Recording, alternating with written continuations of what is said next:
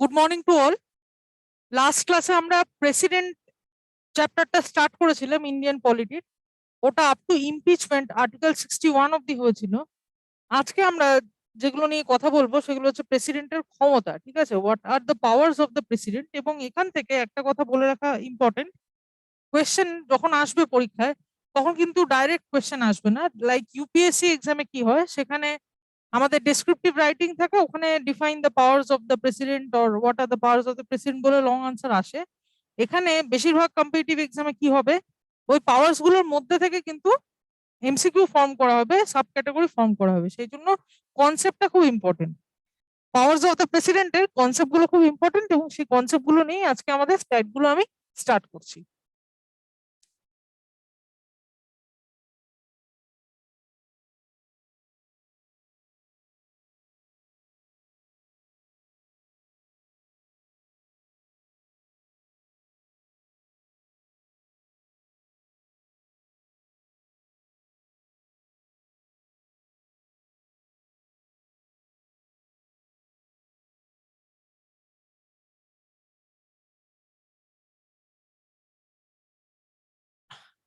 First slide আমাদের president of India. First যে পাওয়ারটা সেটা হচ্ছে legislative power of the president. এবার লেজিসলেটিভ পাওয়ারের প্রশ্ন কেন উঠছে, আগে একটা বেস আমাদের আলোচনা করে রাখা ভালো। সেটা হচ্ছে president is a part of the parliament but not the member of the parliament. এটা আগের দিন আলোচনা করা হয়েছে, পার্লামেন্টের একটা পার্ট প্রেসিডেন্ট, কিন্তু তার মেম্বার নয়। পার্লামেন্টের কাজ কি? পার্লামেন্টের কাজ হচ্ছে ল মেকিং বা আইন তৈরি করা। এবার ল মেকিং যখন পার্লামেন্টের কাজ, প্রেসিডেন্ট যখন পার্লামেন্টের একটা পার্ট, তার মানে প্রেসিডেন্টেরও কিছু আইন তৈরি করার রাইট রয়েছে, সংবিধান সেটা তাকে দিয়েছে। সেই অনুযায়ী আইন তৈরির নিরিখে প্রেসিডেন্টের 1 নম্বর ক্ষমতা যেটা, সেটা হলো the president summons both the houses of the parliament and prorogues them. ঠিক আছে, he or she can dissolve the Lok Sabha according to the advice of the council of ministers headed by the prime minister. মানে কি বলছে, এখানে president 3টে কাজ করতে পারে লেজিসলেটিভ বা ল মেকিং পাওয়ারে।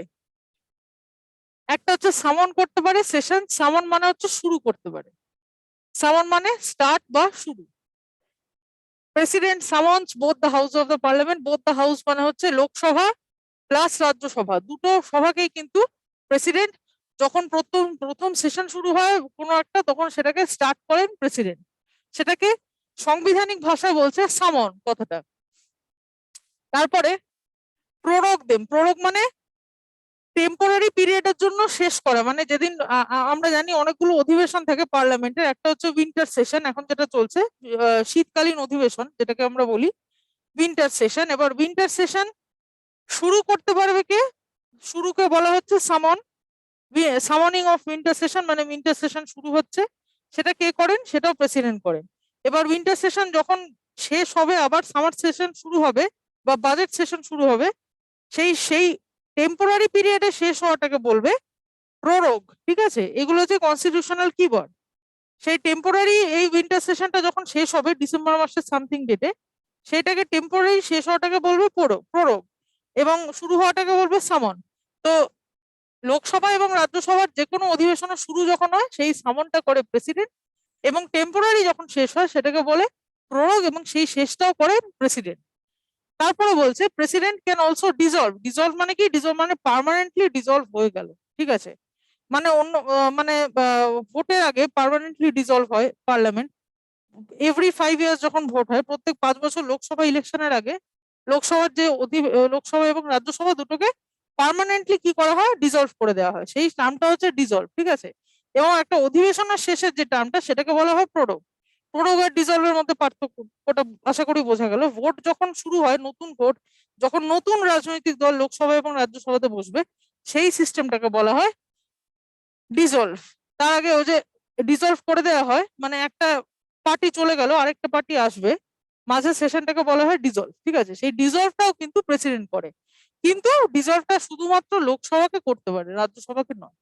সামন এবং প্রোরোগ করতে পারে দুজনকেই, লোকসভাকে রাজ্যসভাকে, কিন্তু ডিজলভ করতে পারে শুধু লোকসভাকে। ঠিক আছে, তাও নিজের ইয়েতে নয়, on the advice of the prime minister এবং council of minister. Prime minister এবং কাউন্সিল অফ মিনিস্টার যদি বলে প্রেসিডেন্টকে, তবেই উনি লোকসভাকে ডিসলভ করতে পারেন। মানে ভোটের আগে অবশ্যই ডিসলভ হয়, তারপরে ভোট হয়, তারপরে নতুন পার্টি আবার চলে আসে। এটা হচ্ছে ফার্স্ট পয়েন্ট।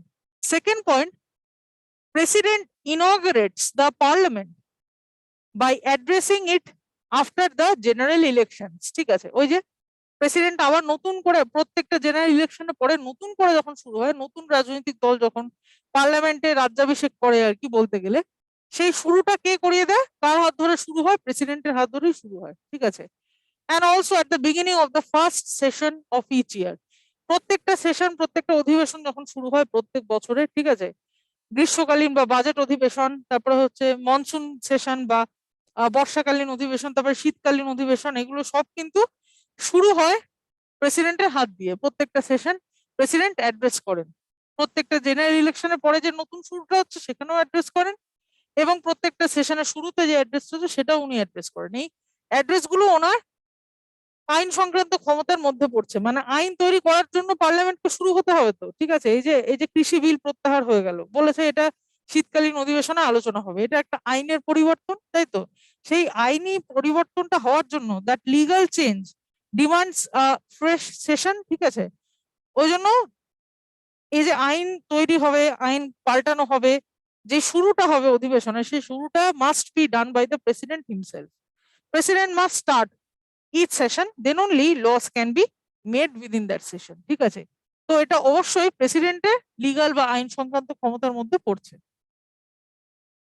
3 নম্বর point, all bills passed by the parliament can become laws only after receiving the assent of the president. Assent মানে হচ্ছে সিগনেচার। ঠিক আছে, মানে প্রেসিডেন্ট যেহেতু একটা রয়্যাল পোস্ট, সেজন্য তার সাইনটাকে নর্মাল সাইন বলছে না, সেটাকে বলছে অ্যাসেন্ট, মানে signature. Okay, the president can return a bill to the parliament if it is not a money bill or a constitutional amendment bill for reconsideration। এখান থেকে প্রচুর প্রশ্ন আসে, বোর্ডটাকে একবার ফ্রেশ করছি করে বলছি। 3 নম্বর পয়েন্টটা কি বলছে, প্রেসিডেন্ট একটা বিলকে ফিরিয়ে দিতে। আচ্ছা, বিল পাস হওয়ার প্রসিডিওরটা এক লাইনে আগে বলি কিভাবে, তারপরে এই পয়েন্টে আসছি। একটা বিল,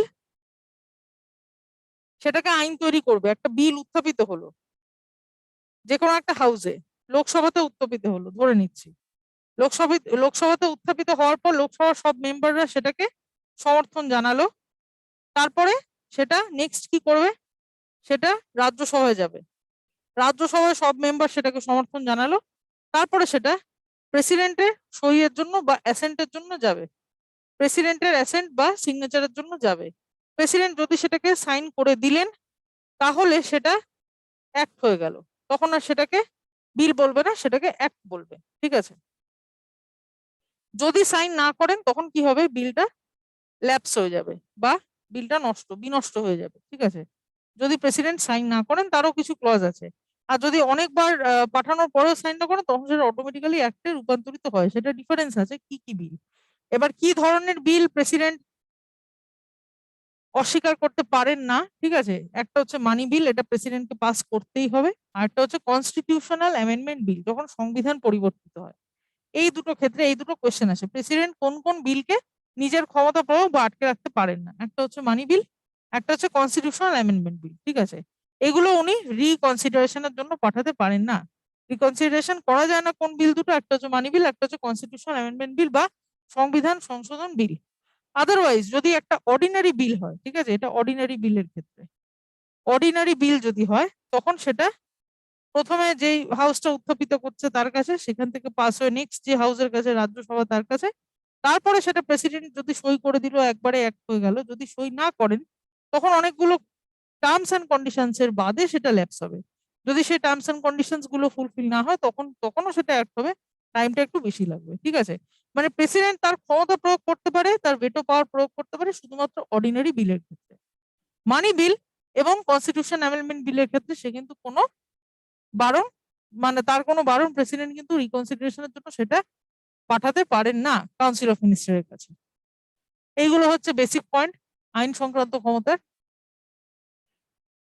কারো কোনো ডাউট থাকলে একবার জিজ্ঞেস করবেন। এখান থেকে কিন্তু কোয়েশ্চেন গুলো আসে। মোস্ট ইম্পর্টেন্ট পয়েন্ট হচ্ছে কোন বিলগুলোকে প্রেসিডেন্ট রিকনসিডার করতে পারে না। নাম্বার 1 মানি বিল, নাম্বার 2 কনস্টিটিউশনাল অ্যামেন্ডমেন্ট বিল। এই পার্টটা ইম্পর্টেন্ট ফর এমসিকিউ। ওকে, এই পার্ট থেকে আসে। সেকেন্ড হচ্ছে হি ক্যান ডিজলভ, অনলি চারটে অপশন দেবে। প্রেসিডেন্ট ক্যান ডিজলভ কোন house, Lok Sabha, Rajya Sabha, both the house, না নান অফ দ্য অ্যাবভ? তখন উত্তর হবে লোকসভা। ডিজলভ করতে পারে শুধু লোকসভাকে, কিন্তু সামন আর প্রয়োগ করতে পারে দুটোকেই, লোকসভাকে রাজ্যসভাকে দুজনকে, ঠিক আছে? কিন্তু ডিজলভ করতে পারে শুধুমাত্র লোকসভাকে, ঠিক আছে? এটা একটা ইম্পর্টেন্ট পয়েন্ট, এটাও ইম্পর্টেন্ট ফর এমসিকিউ। আর একটা হচ্ছে যে কোন বিলগুলোকে রিকনসিডার করতে পারেন না প্রেসিডেন্ট, একটা হচ্ছে মানি বিল, একটা হচ্ছে কনস্টিটিউশনাল অ্যামেন্ডমেন্ট বিল। কারো কোনো ডাউট থাকলে জিজ্ঞেস করবেন। পূর্ত ভবন, মালদা, আসানসোল, শিলিগুড়ি, কল্যাণী।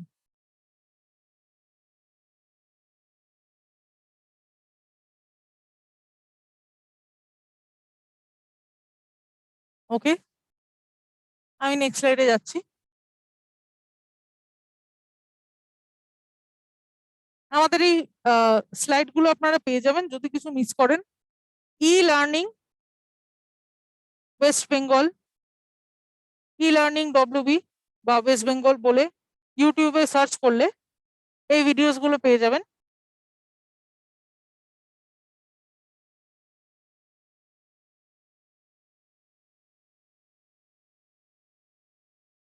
আমি নেক্সট স্লাইডে যাচ্ছি।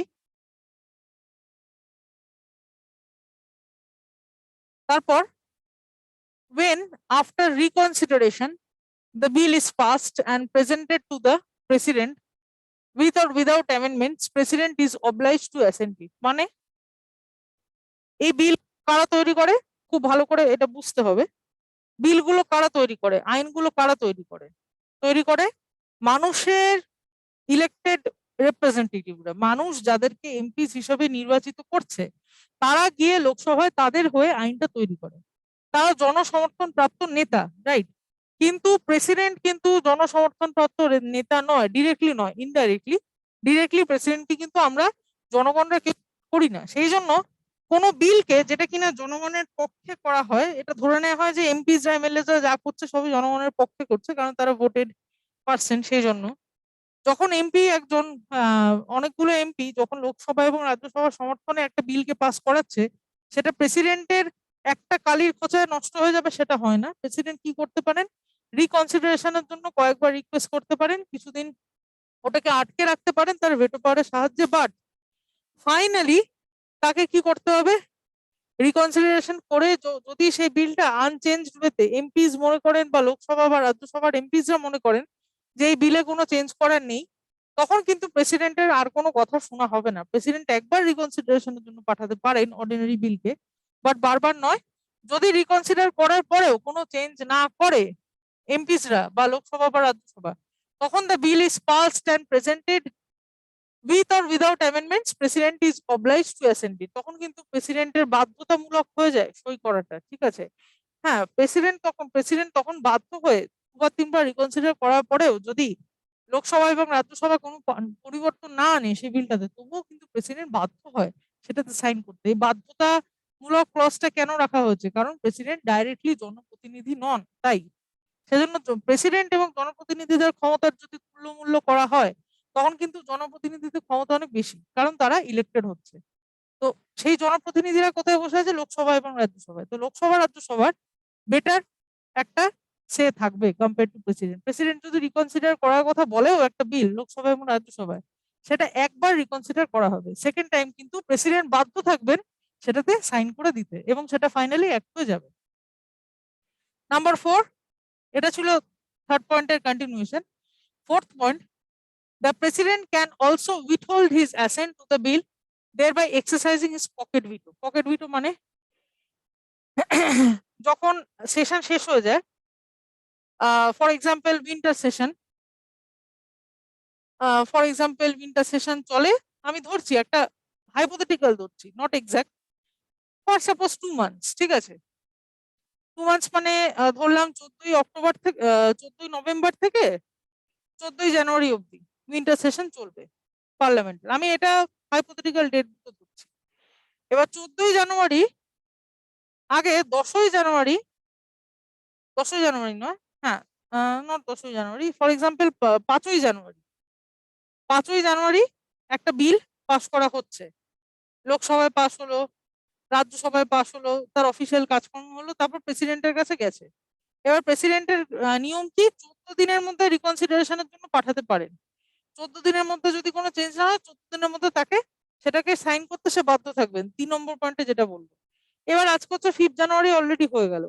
5 জানুয়ারি থেকে 6 জানুয়ারি, 6 থেকে 7, 8, 8 তারিখ মোটামুটি সেটা লোকসভা এবং রাজ্যসভায় পাস হলো। এবার সেশন কত দিন অব্দি, 14 জানুয়ারি অব্দি। 8 তারিখে একটা বিল প্রেসিডেন্টের কাছে পাঠানো হলো, কদিন বাকি, 9, 10, 11, 12, 13, 14, 6 দিন বাকি মাঝে, ঠিক আছে। এইবার যদি প্রেসিডেন্ট মনে করেন আমাকে তো 14 দিনের মধ্যে রিকনসিডারেশন পাঠাতে হবে, সুতরাং এখন হাতে দিন কম, আমি কি করব, বিলটাকে আটকে রাখবো, সাইন করব না।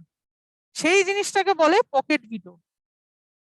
পকেট ভিটো মানে কি, 14 দিন ওভার হয়ে গেল, বিলটা তারপরে কি হবে, বিলটা তারপরে আর পাস হবে না, কারণ প্রেসিডেন্ট আটকে দিল। প্রেসিডেন্ট তখনই চাইলে সাইন করে দিতে পারতেন, কিন্তু উনি ওই বিলটাতে সন্তুষ্ট নন এবং চায় শাসক দল বা লোকসভা বা জনপ্রতিনিধিরা সেটা চেঞ্জ করবেন, বাট ওনার ক্ষমতা খুবই সীমিত থাকে। সেই জন্য তবুও সীমিত ক্ষমতার মধ্যে উনি ওনার পকেট ভেটো অ্যাপ্লাই করলেন। পকেট ভেটো কখন অ্যাপ্লাই করা যায়, যখন সেশন শেষের সময় চলে আসে এবং 14 দিনের গ্যাপ যখন থাকে না, সেই সময়টা প্রেসিডেন্ট ওটাকে ডিলে করে পকেট ভেটো ওটাকে বলে, মানে পকেটে ঢুকিয়ে রেখে দিল। পকেট ভেটো মানে সে ভুলে গিয়ে বেমালুম নিজের পকেটে ঢুকিয়ে রেখে দিল, ভুলে গেল বিলটার কথা। ফাইনালি সে বিলটা কিন্তু 14 জানুয়ারি পেরিয়ে যাবে এবং বিলটা ল্যাপস করে যাবে। 14 জানুয়ারি পর কি, সেশন শেষ হয়ে যাচ্ছে তো, ঠিক আছে, সেশনের শুরু এবং শেষ ডেট দেওয়া থাকে, তো সেই বিলটা আর ফাইনালি একটা পরিণত হবে না। তার মানে কি, প্রেসিডেন্টের ক্ষমতাটা কাজে লেগে গেল। সেই ক্ষমতাটাকেই বলা হয় প্রেসিডেন্টের একমাত্র এফেক্টিভ ক্ষমতা, যেটা বিল প্রয়োগের ক্ষেত্রে উনি অ্যাপ্লাই করেন, সেটাকেই বলা হয় পকেট ভিটো, ঠিক আছে। এবং প্রেসিডেন্ট সেজন্যই বলছে 4 নম্বর পয়েন্টে, the president can also withhold his assent. Withhold his assent মানে ওইটাকে ঝুলিয়ে রাখলো, to the bill, thereby exercising pocket veto. Pocket veto exercise করার জন্য উনি বিলটাকে নিজের হাতে আর কি রেখে দিলেন, বিলটাকে সাইন করলেন না। 5 নম্বর পয়েন্ট কি বলছে, when both houses of the parliament are not in session and if government feels the need for immediate action, president can promulgate ordinances which have the same force and effect as laws passed by the parliament. যখন parliament সেশনে থাকে না, ঠিক আছে, parliament কোনো কারণে সেশনে নেই, কিছু একটা সমস্যা হয়েছে, তাও তখন একটা লজের প্রয়োজন, পার্লামেন্ট কোনোভাবে সাসপেন্ডেড হয়ে গেছে, বা দুটো লোকসভা পিরিয়ডের মাঝখানে যখন পার্লামেন্ট সাসপেন্ডেড থাকে সেই সময়, বা কোনো এমার্জেন্সি সিচুয়েশন, সেই সময় প্রেসিডেন্ট কি করতে পারে, কিছু আইন তৈরি করতে পারে, যেটা কিনা পার্লামেন্টের অ্যাবসেন্সে তৈরি হয়। পার্লামেন্ট নেই তবুও তো দেশ চালাতে হবে, আইন তৈরি করতে হবে। সেই আইনগুলো তৈরি করবেন কে, প্রেসিডেন্ট, কারণ প্রেসিডেন্ট তখন থাকেন, পার্লামেন্ট চলে গেলেও প্রেসিডেন্ট থাকেন। প্রেসিডেন্টের তৈরি করা যে আইনটা সেটাকে বলা হচ্ছে অর্ডিন্যান্সেস, ঠিক আছে। এই অর্ডিন্যান্সেস প্রেসিডেন্ট কখন তৈরি করতে পারেন আইন তৈরির জন্য, যখন পার্লামেন্ট সেশনে থাকে না তখন, ঠিক আছে। আরেকবার বলছি, এইগুলো কিন্তু সব কনসেপচুয়াল, এখান থেকে কোয়েশ্চেন গুলো দেয়। আরেকবার বলছি, পকেট ভেটো ব্যাপারটা আশা করি বোঝা গেল। 14 দিন সেশনের আগে, লাস্ট 14 দিনে সাইনটাকে আটকে রেখে যখন বিলটা প্রয়োগ করা হয় সেটাকে বলে পকেট ভেটো। ফিফথ পয়েন্টে কি বলছে, অর্ডিন্যান্স প্রমুলগেট করে, প্রমুলগেট মানে তৈরি করে, অর্ডিন্যান্স তৈরি করে কে, প্রেসিডেন্ট।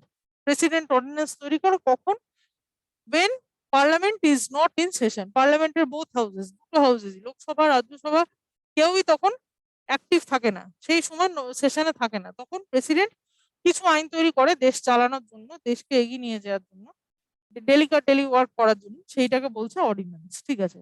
এবং এই অর্ডিন্যান্স কিন্তু কোনো অংশে কম নয়, এই অর্ডিন্যান্স আর পার্লামেন্টের তৈরি ল কিন্তু একদম সমান প্ল্যাটফর্মে বিলং করে। Parliamentary laws is equal to the ordinance, value wise কোনোটাই কিন্তু কম নয় কারোর থেকে, ঠিক আছে। খালি অর্ডিন্যান্স কখন তৈরি হয়, যখন পার্লামেন্ট সেশনে থাকে না তখন। এটা হচ্ছে ফিফথ পয়েন্ট। এই 3টে পয়েন্ট কি ক্লিয়ার? পূর্ত ভবন, মালদা, আসানসোল, শিলিগুড়ি, কল্যাণী,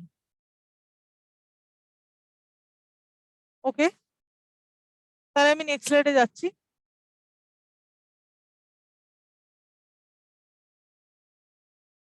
এটা গেল ল মেকিং পাওয়ার, আইন তৈরি করার জন্য প্রেসিডেন্টের কি ক্ষমতা সে বিষয়ে আলোচনা করতে গিয়ে। আইন তৈরি প্রেসিডেন্ট কিভাবে করতে পারে পার্লামেন্টের অংশ হিসেবে। এখন যেটা হবে সেটা হচ্ছে শাসন সংক্রান্ত ক্ষমতা, শাসনতান্ত্রিক ক্ষমতা।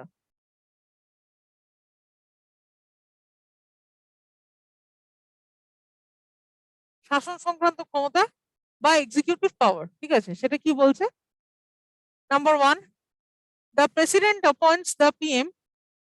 The president then appoints the other members of the council of ministers, distributing portfolios to them on the advice of the PM. এখানে কি বলছে? খুব ইম্পর্টেন্ট, এক্সাম্পল দিয়ে বলি, একবারে বুঝতে পারা যাবে। এই যে Narendra Modi and BJP government নতুন করে যখন ক্ষমতায় এলো, ফার্স্টে কি হয়? ভোট হয়, জেনারেল ইলেকশন হয়, ইলেকশনের রেজাল্ট বেরোয়। ইলেকশনের রেজাল্টের পর দেখা যায় যে যেই পার্টি জিতছে, উইনিং পার্টি, তার একজন লিডার আছে। লিডার বা ফেস, যে পার্টি লিডারকে ছেড়ে তো আগে থেকে প্রজেক্টেড থাকে যে এই পার্টি জিতলে এ মুখ্যমন্ত্রী হবে, এই পার্টি জিতলে এ প্রধানমন্ত্রী হবে, সেটা অলরেডি আগে থেকে বেশিরভাগ পার্টি ডিক্লেয়ার করে রাখে।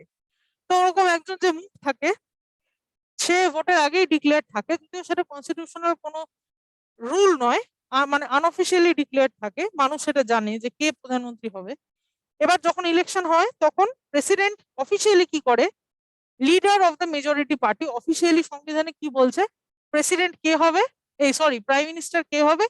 Leader of the majority party. Leader of the majority party, যে সংখ্যাগরিষ্ঠ দল আছে তার যে লিডার আছে সে প্রাইম মিনিস্টার হবে। এবার প্রথম সেশনে আসে সবাই, তখন প্রাইম মিনিস্টার ওইভাবে তো আখ্যা দেওয়া হয় না, প্রেসিডেন্ট তখন বলে যে এই পার্টিটা ইন মেজরিটি, এই পার্টির সবচেয়ে বেশি সংখ্যক এমপিসরা রয়েছে, তখন বলে আপনাদের পার্টির লিডার কে? অফিসিয়ালি জিজ্ঞেস করতে হয় কে আপনাদের পার্টির লিডার কে, তখন একজন উঠে দাঁড়ান এবং বলা হয় ইনি আমাদের পার্টির লিডার। বলছে আচ্ছা প্লিজ কাম, বলে স্টেজে তাকে ডাকা হয়, ডেকে তাকে প্রেসিডেন্ট কিন্তু অ্যাজ প্রাইম মিনিস্টার অ্যাপয়েন্ট করে। ভোটে জেতার সাথে সাথে কিন্তু মোদি প্রাইম মিনিস্টার হয়ে যায়নি সাংবিধানিক ভাবে। মোদিকে প্রাইম মিনিস্টার তখনই বলা হয়েছিল, তারপরেই প্রাইম মিনিস্টার বলে ডাকা হয়েছিল যখন প্রেসিডেন্ট তাকে অ্যাপয়েন্ট করেছিল। তারপর থেকে সেই অ্যাপয়েন্টমেন্ট সেরিমনিটা হবে, তারপর যে leader of the majority party সে প্রধানমন্ত্রী হিসেবে নির্বাচিত হবে, মানে প্রধানমন্ত্রী হিসেবে তাকে অ্যাপয়েন্ট করা হবে। তার আগের মুহূর্ত কিন্তু পর্যন্ত সে একজন নেতা, ঠিক আছে, একজন পার্টির লিডার, নাথিং এলস। পার্টি লিডারকে প্রাইম মিনিস্টার হিসেবে প্রেসিডেন্ট অ্যাপয়েন্ট করবে, তারপরে তাকে প্রাইম মিনিস্টার ডেজিগনেশনে ভূষিত করা হবে। এই কাজটা কে করবে? প্রেসিডেন্ট করবে। বাট তারপর প্রাইম মিনিস্টারকে জিজ্ঞেস করা হবে এবার আপনি কি একা তো নিশ্চয়ই কাজ করবেন না, আপনার কাউন্সিল অফ মিনিস্টার্স কারা হবে?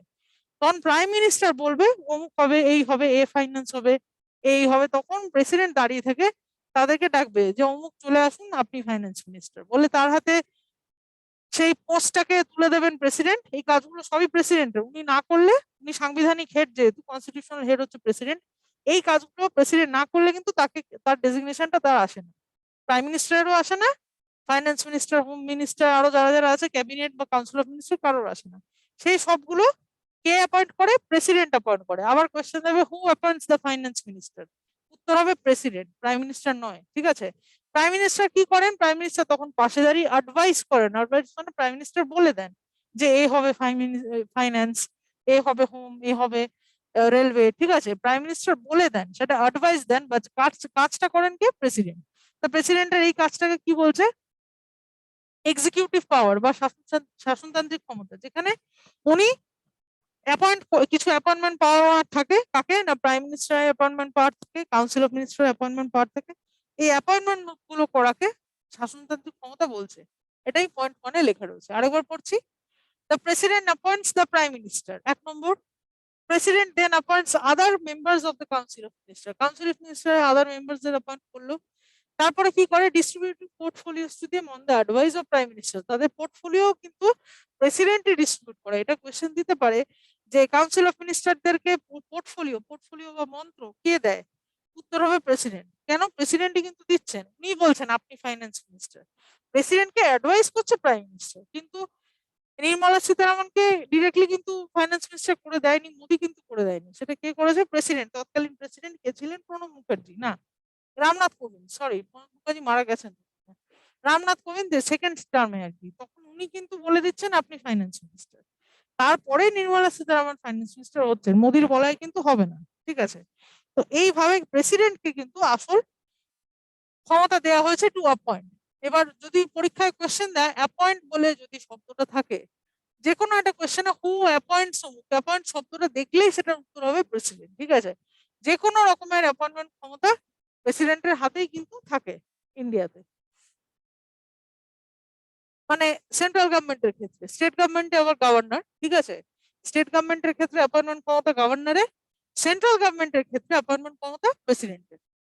2 নম্বর point, the president is responsible for making a wide variety of appointments, যেটা বললাম। এবার কাদের কাদেরকে প্রেসিডেন্ট অ্যাপয়েন্ট করে সেটা একটা লিস্ট। 1 নম্বর হচ্ছে গভর্নর অফ দ্য স্টেট, গভর্নরদেরকে অ্যাপয়েন্ট করে কে? প্রেসিডেন্ট নিজে। চিফ জাস্টিস অ্যান্ড আদার জাজেস of the supreme court and high court of India, supreme কোর্টের জাজদেরকে, হাইকোর্টের জাজেসদেরকে। এবার একটা খুব কনফিউজিং ট্রিকি এই এমসিকিউটা দেয় বেশিরভাগ পরীক্ষায়, হাইকোর্টের জাজেসদেরকে কে অ্যাপয়েন্ট করে? এবার হাইকোর্ট আমরা জানি স্টেট গভর্নমেন্টের অর্গান, ঠিক আছে, বিভিন্ন স্টেটে হাইকোর্ট থাকে। এবার ওটা দেখে অনেকে অপশনে থাকবে প্রেসিডেন্ট থাকবে, গভর্নর থাকবে, সেখানে উত্তর কিন্তু হবে প্রেসিডেন্ট, গভর্নর নয়। হাইকোর্টের জাজদেরকে কিন্তু অ্যাপয়েন্ট করে প্রেসিডেন্ট, এটা একটা ট্র্যাপ কোশ্চেন, ঠিক আছে। এখানে কিন্তু নেগেটিভ প্রচুর বার হতে দেখা যায়। হাইকোর্টের জাজদেরকে অ্যাপয়েন্ট করেন president, please mind it. The Attorney General and the Comptroller General of India, Chief Election Commissioner, other election commissioners, others মানে চিফ ইলেকশন কমিশনার থাকেন আর 2জন ইলেকশন কমিশনার থাকেন, ঠিক আছে, প্যারালালি। তো এই 3জনকেই অ্যাপয়েন্ট করেন কে? President. The chairman and other members of the Union Public Service Commission, UPSC chairman এবং মেম্বারসদেরকে অ্যাপয়েন্ট করেন প্রেসিডেন্ট।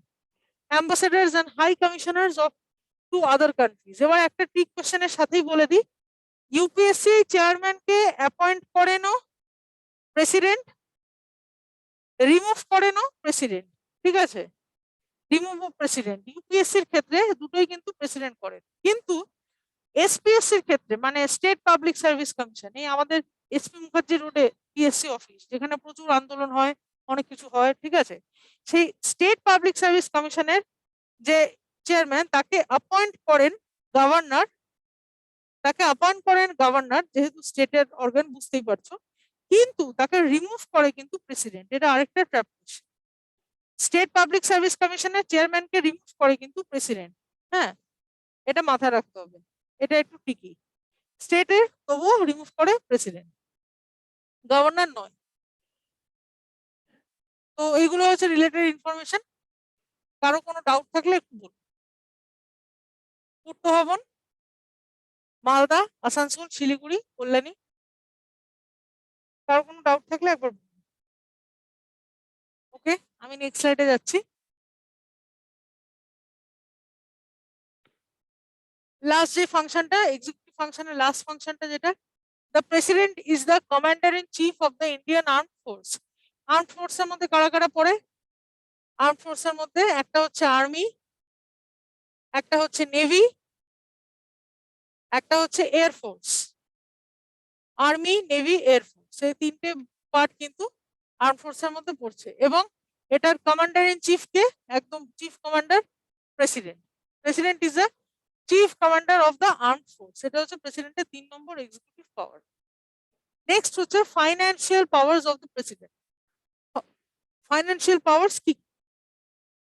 এক, all money bills originate in the parliament but only if the president recommends it. এই যে মানি বিল গুলো, একটা বিল মানি বিল কি মানি বিল না সেটা চিহ্নিত কে করে? একটা বিল উত্থাপিত করে, ঠিক আছে, সেই বিলটা মানি বিল কি মানি বিল নয় সেটা একজনকে চিহ্নিতকরণ করতে হবে। এইগুলো কিন্তু ইম্পর্টেন্ট এমসিকিউর মধ্যে পড়ে। সেই মানি বিলকে চিহ্নিত করে, রেকগনাইজ করে কে? স্পিকার।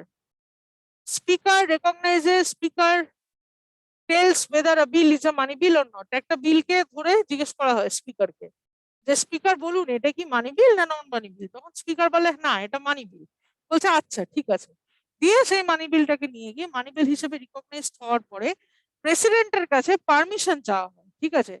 স্পিকার যেই রেকগনাইজ করে যে এটা একটা মানি বিল, তখন প্রেসিডেন্টের কাছে পারমিশন চাওয়া হয়, এই মানি বিলটা কি লোকসভায় পাঠাবো, এই মানি বিলটা কি রাজ্যসভায় পাঠাবো? যদি প্রেসিডেন্ট পারমিশন দেয় হ্যাঁ পাঠাও, তখনই কিন্তু মানি বিলটা লোকসভা এবং রাজ্যসভায় একটার জন্য পাঠানো হবে। মানি বিলের পারমিশন সবসময় কে দেয়? প্রেসিডেন্ট দেয়, ঠিক আছে। ওই জন্যই বলছে all money bills originate in parliament but only, sorry, money bill রাজ্যসভায় উত্থাপিত হতে পারে না, ঠিক আছে, ভেরি সরি, এটা উইথড্র করলাম এই কথাটা। মানি বিল রাজ্যসভায় উত্থাপিত হতে পারে না, মানি বিল শুধুমাত্র স্পিকার যেই মুহূর্তে একটা বিলকে মানি বিল হিসেবে চিহ্নিত করেন তখন প্রেসিডেন্টকে পারমিশন চাওয়া হয় যে মানি বিলটা কি লোকসভায় পাঠানো যেতে পারে। মানি বিল একমাত্র উত্থাপিত করা যায় লোকসভাতে, নট রাজ্যসভাতে। লোকসভাতেই একমাত্র মানি বিল পাঠানো যেতে পারে। এবার ফার্স্টে স্পিকার, লোকসভা স্পিকার সেটাকে আইডেন্টিফাই করবেন, হ্যাঁ এটা মানি বিল। প্রেসিডেন্টকে জিজ্ঞেস করা হবে যে আচ্ছা এটা কি পাস করাবো। প্রেসিডেন্ট যদি হ্যাঁ বলে দেন তখন সে মানি বিলটাকে নিয়ে লোকসভায় ভোটাভুটিতে ফেলে দেওয়া হয়। এবার ভোট যদি বেশি হয়, ওটা আমরা পার্লামেন্ট চ্যাপ্টারে পড়বো। ভোট যদি বেশি হয়, প্রপার যে ক্রাইটেরিয়া গুলো আছে সেগুলো ফুলফিল হওয়ার পর সেই মানি বিলটা রাজ্যসভায় যাবে। তারপর সেটা কি হবে, তারপর প্রেসিডেন্টের সইয়ের জন্য যাবে। এই যে ভোটাভুটি হওয়ার পর রাজ্যসভায় যাবে, তারপর প্রেসিডেন্টের সাইনের জন্য যাবে, তো প্রেসিডেন্ট অ্যাসেন্টের জন্য যাবে। তখন প্রেসিডেন্ট সেটাতে সাইন দিতে বাধ্য থাকবেন। কেন কেন বাধ্য থাকবেন? কারণ সেই মানি বিলে তার নতুন করে আর কনসেন্ট দেওয়ার কিছু নেই, কারণ মানি বিলটা তার পারমিশন ছাড়া উত্থাপিতই হয়নি। মানি বিল সবসময় লোকসভাতে উত্থাপন করা যায় প্রেসিডেন্টের পারমিশন ছাড়া নয়। প্রেসিডেন্ট যদি পারমিশন না দেন তাহলে মানি বিল লোকসভায় উত্থাপিত করা যায় না। সেই জন্য যখন মানি বিলটা ভোটাভুটি হয়ে সইয়ের জন্য যাবে, তখন প্রেসিডেন্ট সেই মানি বিলটাতে সই দিতে বাধ্য থাকেন, কারণ উনি নিজেই আগে বলেছেন, উনি নিজে আগে পারমিশন দিয়েছেন যে মানি বিলটাকে লোকসভায় ইন্ট্রোডিউস করা যেতে পারে। সেই জন্যই মানি বিলটা এত দূর এসছে, কিন্তু এত পথ হেঁটে। তো ফাইনালি তাকে কিন্তু সাইন করতে হয়। ঠিক আছে, সে ওটাকে আটকাতে পারে না। এবার ওটাই ফার্স্ট পয়েন্ট, ওটাই বলছে ফাইন্যান্সিয়াল পাওয়ার্স এ, যে প্রত্যেকটা money bill originate in parliament only if president recommends it. President যদি পারমিট করে বা রেকমেন্ড করে একটা মানি বিলকে, তবেই সেটা পার্লামেন্টে পাসড হয়। Number 2 point, he or she causes the annual budget and supplementary budget before parliament. causes the annual budget বা সাপ্লিমেন্টারি বাজেট গুলোকে পার্লামেন্টে পেশ করে। ঠিক আছে, this is the annual budget, this is the parliament supplementary budget. এই budget গুলো প্রথমেই পার্লামেন্টে পেশ করেন কে? প্রেসিডেন্ট নিজে হাতে। বাজেট গুলো তৈরি করবে ফাইন্যান্স মিনিস্টার, সেটা নিয়ে বলবে না ফাইন্যান্স মিনিস্টার, বাট সেটাকে অফিসিয়ালি ইন্ট্রোডিউস করে প্রেসিডেন্ট, যেহেতু একজন অফিসিয়াল হেড। প্রেসিডেন্ট অফিসিয়ালি বাজেটকে পার্লামেন্টে ইন্ট্রোডিউস করে, এই পাওয়ারটা প্রেসিডেন্টের পাওয়ার। 3 নম্বর, the president appoints a finance commission every 5 years। প্রত্যেক 5 বছর প্রেসিডেন্ট একটা অর্থ কমিশন বা ফাইন্যান্স কমিশন ইন্ট্রোডিউস করে বা তৈরি করে। কেন? অর্থ কমিশন বা ফাইন্যান্স কমিশনের কাজ কি? কেন্দ্র এবং রাজ্যের মধ্যে আর্থিক ক্ষমতা বন্টন করা। তো two distribute the taxes between the center and the state. What are the function of the finance commission? What are the functions of the finance commission? To distribute taxes between centre and state. Centre আর স্টেটের মধ্যে ট্যাক্সের যে ভাগাভাগি, যেটা নিয়ে প্রচুর অশান্তি হয় আমরা দেখতে পাই নিউজ মিডিয়াতে, এই ট্যাক্স ডিস্ট্রিবিউশনের ক্ষমতা কোন সংস্থাকে দেওয়া হয়েছে? Finance commission. এই ফাইন্যান্স কমিশন প্রত্যেক 5 বছর থাকে, এবং এই ফাইন্যান্স কমিশনকে সূচনা করে, অ্যাপয়েন্ট করে কে? প্রেসিডেন্ট। ঠিক আছে, এই ক্ষমতাটা মনে রাখতে হবে। এগুলো সব প্রেসিডেন্টের আর্থিক ক্ষমতা বা ফাইন্যান্সিয়াল ক্ষমতার মধ্যে পড়ে। তাহলে প্রেসিডেন্টের আর্থিক ক্ষমতার মধ্যে প্রথম কি? ওনার পারমিশন ছাড়া মানি বিল ইন্ট্রোডিউস করা যায় না, এক।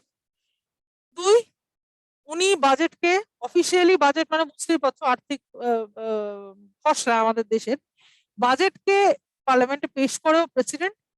এবং 3 নম্বর পাওয়ার যেটা, অর্থ কমিশন বা ফাইন্যান্স কমিশন, যারা কিনা ট্যাক্স কে ডিস্ট্রিবিউট করে সেন্ট্রাল স্টেটের মধ্যে, সেই ফাইন্যান্স কমিশনকে অ্যাপয়েন্ট করেন প্রেসিডেন্ট। এই কাজগুলো যদি প্রেসিডেন্ট না করেন তাহলে কিন্তু আমাদের দেশের অর্থ ব্যবস্থা কোল্যাপস করে যাবে। তাহলে কিন্তু বাজেটও হবে না, বাজেট পেশ করা যাবে না, প্রেসিডেন্ট না থাকলে বাজেট পেশ করা যাবে না। কত গুরুত্বপূর্ণ কাজগুলো, তাই না? কোনো মানি বিল ইন্ট্রোডিউস করা যাবে না, কোনো আর্থিক আইন তৈরি হবেই না সেই বছর। ঠিক আছে, মানি বিল ইন্ট্রোডিউস না করা গেলে আর্থিক আইন হবে কি করে? এবং 3 নম্বর হচ্ছে, কেন্দ্র এবং রাজ্যের মধ্যে বিশাল সমস্যা দেখা দেবে, ট্যাক্সের কোনো ডিস্ট্রিবিউশন হবে না। তো খুব গুরুত্বপূর্ণ আর্থিক ক্ষমতা প্রেসিডেন্টের রয়েছে এই 3টে। কারো কোনো ডাউট থাকলে একবার বলুন, আমি স্লাইডটা কিছুক্ষণ রাখছি, অনেকে কপি করছেন দেখছি, কপি করে নিন, আমি স্লাইডটা কিছুক্ষণ রাখছি। কোনো ডাউট থাকলে বলুন। পূর্ত ভবন, মালদা, শিলিগুড়ি, আসানসোল, কল্যাণী।